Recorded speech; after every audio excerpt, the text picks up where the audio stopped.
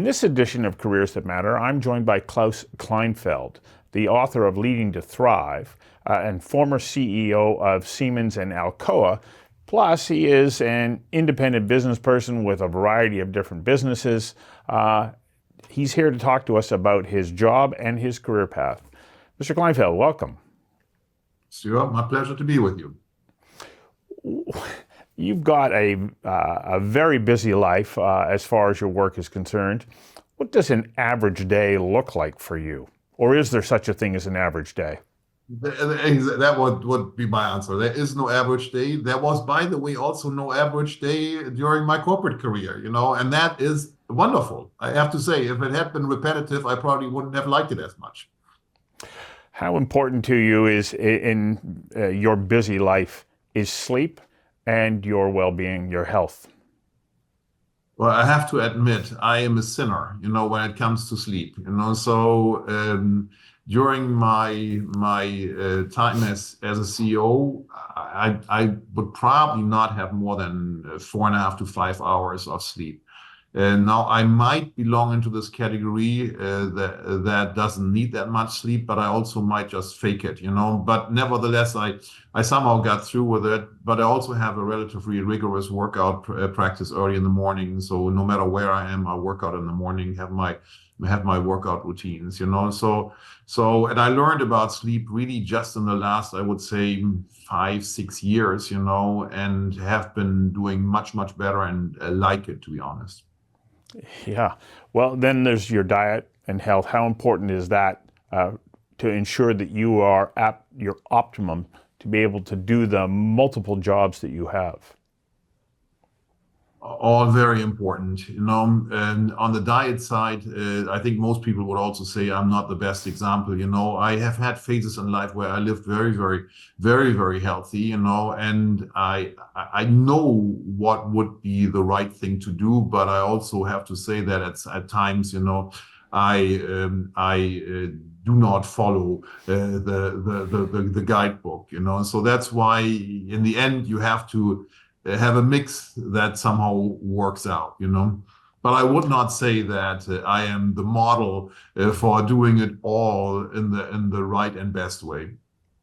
It's a little bit of a different spot for me to start this series with you talking about that, but I bring it up because of your book, Leading to Thrive.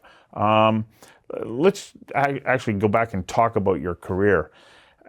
Where did you get started as a young person in your working life, and let's kind of follow the career path along? Grew up in Germany.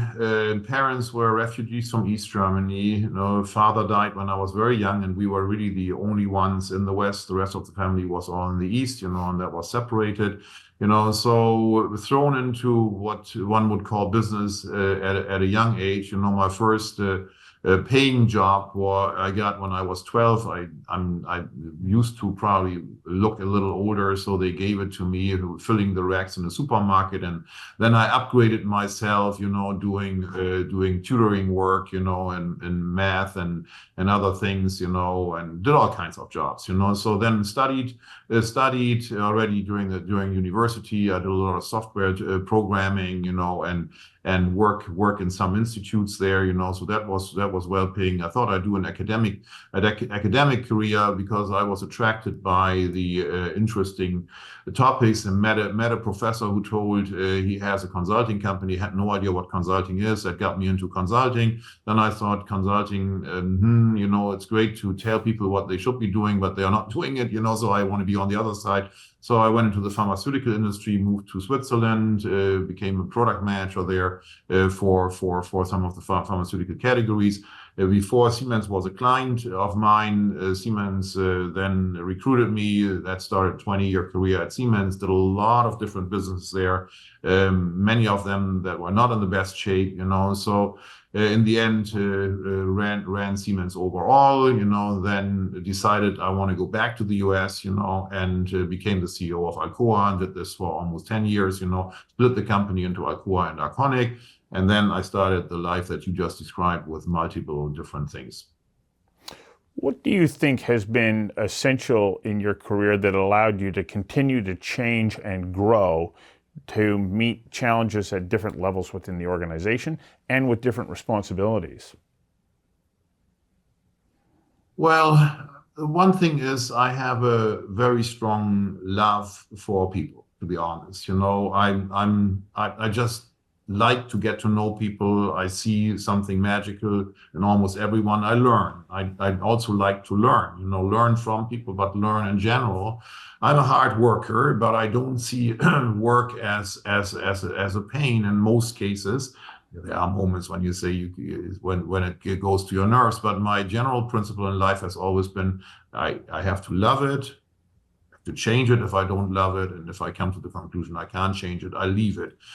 So I mean that has excelled me. I'm a curious individual, so I always try to learn and do things and try to solve problems that others haven't solved. That those things attracted me. Those things which I thought were worthwhile to solve, that they attracted me.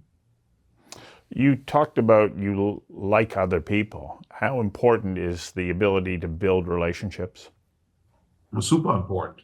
Super important, because in the end, I mean, business is about people. I very strongly believe that the only sustainable competitive advantage in a company is your own people and how they work together. So really, people is basically everything, because the world is changing today ever faster. And even if you have a strategy, there will be alterations needed. There will be agility needed. If you think you can build a model where every time you have a change, it bounces back to the leader and the leader has to decide, this will make it so slow. You have to have trust in your individuals, say they can make a smart choice in line with knowing where true north is going to be. So they're going to do the right thing, even though they have to move a little bit to the left, to the right. In the end, they will arrive. How important has it been to you, and do you believe it is for people who want to follow a career path similar to yours, is to be able to have a long-term vision that is also built in with flexibility to allow the variability of life, to work your way through not the straight line, but sometimes the maze to get you to where you want to go? I think that I have memories of people who told me what their career path will be, and memories of conversations with individuals or HR managers at times where they were explaining to me what my career path would be. Frankly, I never believed in that, because I always thought that in the end, life is cannot be fully calculated. And I rather followed my own guidance, that I felt that, can I learn something in the job? Do I excel in the job? Is the value that I bring to the party, is that going to get increased? Because it's not about being dependent on one employer. It's more the question of how employable are you? What can you bring to the table? What can you offer? So that was my guideline there. And the other principle was I was looking for personal freedom. One of the drivers for me to move through the ranks was that I was not comfortable with some of the decisions that had been made by my superiors, and thought that they were not the best decisions, So I thought the only way how to course correct that is that I have to become a superior, and until I realized I have to move very far, for this, which was a surprise to me at times, to be honest. So this program, Careers That Matter, there are a number of school counselors and whatnot that have said, can we use this to show to kids?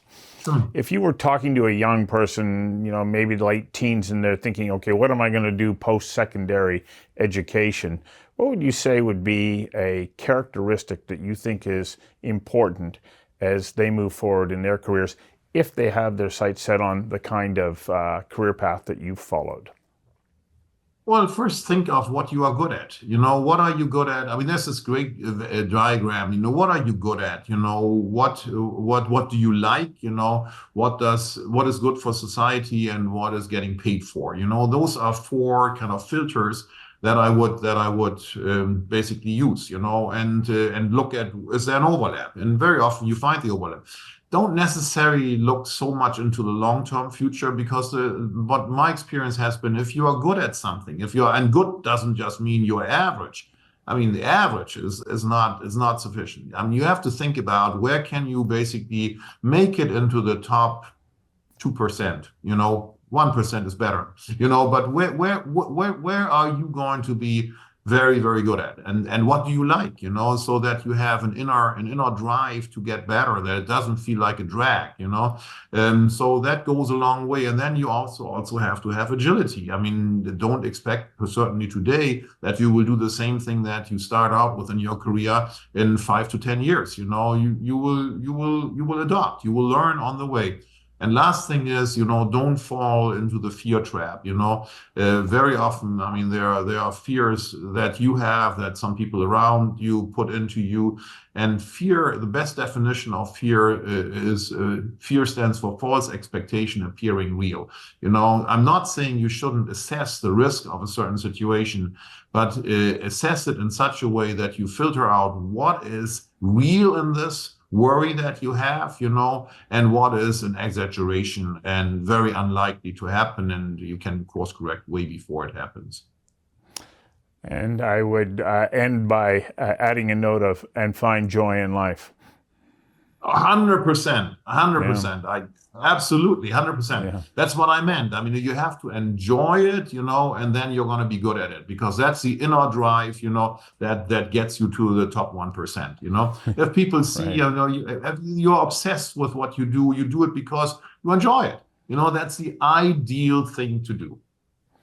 Couldn't agree more. Thank you for giving us a little glimpse into your career, but also insights into a successful career. Thank you for your time. Pleasure.